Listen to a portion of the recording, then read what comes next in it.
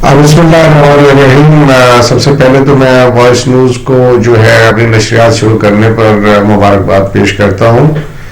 اور میری دعا ہے کہ یہ آگے بڑھ کر ملک کے جو معاملات ہیں اس میں اپنا یہ پوائنٹ آف ویو دینے میں اور ملک میں یہ جو ہماری معاملات چل رہے ہیں ان کو اجاگر کرنے میں یہ اپنا کردار ادا کریں گے. آج جو پریزنٹلی اس وقت جو معاملات چل رہے ہیں ملک کے اندر وہ خاص طور پر کچھ الیکشنز کے حوالے سے ہیں، جس میں کہ پریزیڈنٹ آف پاکستان نے بھی خط لکھا اور اس کے بعد دو جو ہیں صوبائی گورنرز کی طرف سے بھی جو ہے وہ یہ معاملات سپریم کورٹ آف پاکستان میں گئے کہ 90 دن کے اندر الیکشنز کی ڈیٹ کے حوالے سے. تو پھر چیف جسٹس آف پاکستان نے جو ایک تشکیل دیا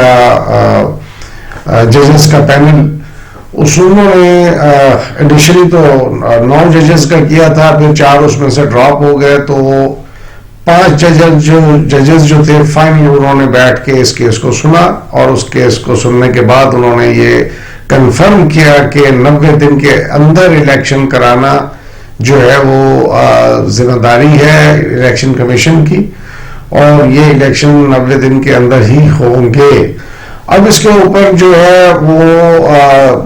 موجودہ گورنمنٹ جو ہے وہ کیونکہ الیکشن سے بھاگنے کی سوچ رہی ہے اور مختلف ہیلے بہانے کر رہی ہے،